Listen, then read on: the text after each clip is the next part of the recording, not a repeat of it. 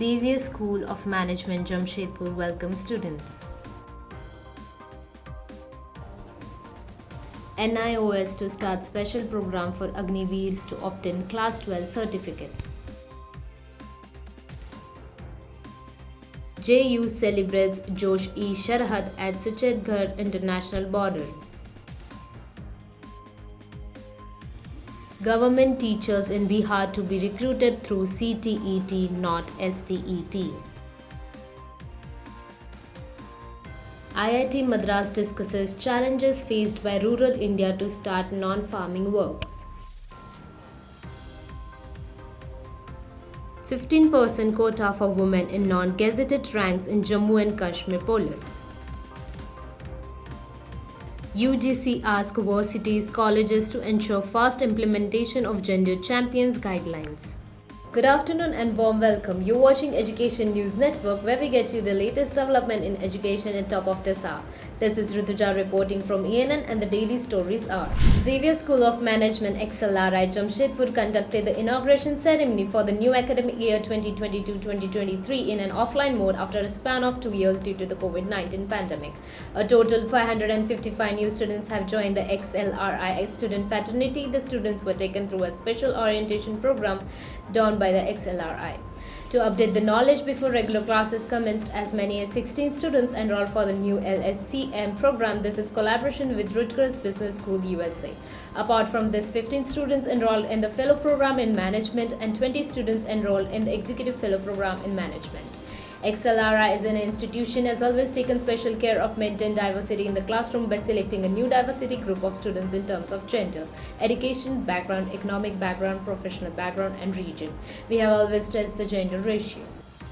The National Institute of Open School is instituting a special program in consultation with the defense authorities to enable Agniveers to have passed Class 10 to further their education and obtain to Class 12 pass certificate by developing customized courses and relevant the area of services according to Ministry Education officials. The Government of India on June 14, 2022 approved a recruitment scheme Agnipath for India youth to serve in the armed forces.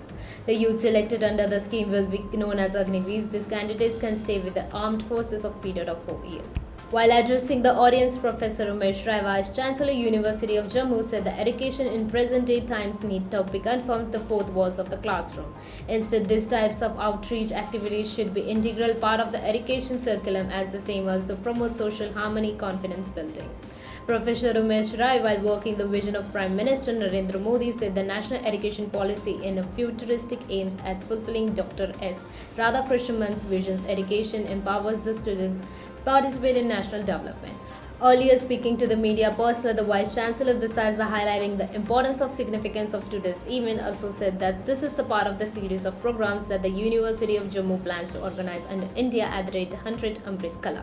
In a major decision by the Bihar government, it has decided that the candidates aspiring to become a government school teacher in the state will not need to give a separate teacher recruitment test, that is STET, State Teachers Eligibility Test, and instead be recruited through CTET, Central Teachers Eligibility Test itself. This will come a big relief of teaching aspirants, as now they will not need to clear CTET to be automatically eligible for a teaching post in Bihar government schools. This will need to be appeared to the both CTET and STET anymore. According to media reports, Bihar government has given information about this decision to Bihar School Examination Committee, that is Bihar Board, which organizes the teachers recruitment examination in the state. The Bihar School Examination Committee will soon give this information to the Patna High Court as well. The letter issued by Ravi Prakash, Director, Directorate of Primary Education, Government of Bihar, said. The researchers found that the lack of education and skill credit constants and a poor access to social capital were the predominant entry barriers into the non-farming sector. They also showed that the farm incomes and a land assets has a negative influence to diversification, and household size has a positive impact of the participation of the rural community in non-farming activities. The researchers called for a regional rural bank to allow microfinancing and a composite finance service to remove the financial barriers to job of rural diversification. The IIT Madras study shows that increasing the flow of information via access to telecommunication devices such as mobile phones can enhance awareness about the benefits of non-farming occupation among the rural community, thereby enabling participation. The researchers has undertaken by Dr. Sabuj Kumar Mandal, Associate Professor, Department of Humanities and Social Science, IIT Madras, and his students Avik Shatral, PhD Research Scholar, IIT Madras. As per the order issued by Additional Chief Secretary Home Department R.K. Goyal, the quota so reserved shall not be carried forward to the subsequent year in case substitute women candidates are not available.